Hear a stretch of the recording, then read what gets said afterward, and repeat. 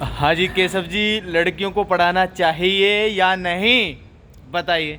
लड़कियों को क्यों, बच्चों को पढ़ाना चाहिए, अवश्य पढ़ाना चाहिए। नहीं जो भी लड़कियों। निरक्षर है, जो भी निरक्षर है, वह चाहे लड़का हो, चाहे लड़की हो, या बूढ़ा हो, या बूढ़ी हो, या फिर जवान हो, या फिर कुछ भी हो, औरत हो, मर्द हो, जो भी निरक्षर है केशव जी मैंने जैसे देखा है उनको लड़कियों को घर पढ़ाना पे रोक चाहिए। लेते हैं, लड़कों को स्कूल भेज देते हैं, लड़कियों को स्कूल जाने नहीं देते हैं। ये सरासर गलत है।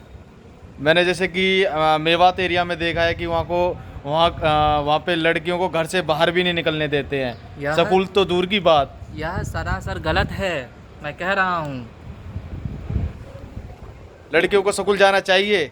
अवश्य जाना चाहिए। लेक लड़कियां पढ़ने के बाद सिर्फ एक परिवार जो है साक्षर नहीं होता है।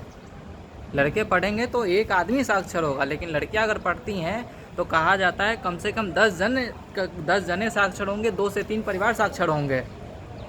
अच्छा। अवश्य।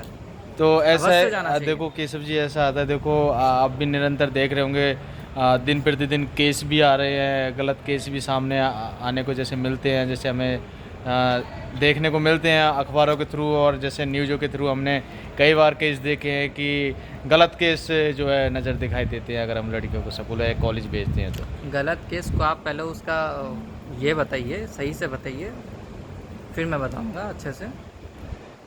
सही से देखो, मेरा कहने का मतलब ये है कि अगर हम लड़कियों को कॉलेज व स्कूल भेजते हैं तो गलत जो है रिजल्ट हमें जो है दिखाई देता है। जैसे कि किसी का बलात्कार हो जाना या किसी के साथ छेड़छाड़ हो जाना। और आपने भी देखा होगा जैसे कि प्राइवेट जैसे पार्क बने हुए हैं जगह जगह, तो उसमें जो है लड़की लड़का आपस में बैठे दिखाई देते हैं। तो देखिए, अगर हमारा मानना है कि अगर इच्छा के विरुद्ध है तब तो सरासर गलत है, लेकिन मेरा संग संग ये भी मानना है, हमारे सनातन धर्म में कहा गया है कि किसी को भी साक्षर होने के लिए शास्त्र के साथ साथ शस्त्र में भी निपुण होना पड़ेगा। तो सिर्फ शास्त्र की निपुणता नहीं चाहिए, सिर्फ शास्त्र का ज्ञान नहीं चाहिए, शस्त्र का भी ज्ञान चाहिए। ठीक है। तो लड़कियों को पढ़ाना चाहिए।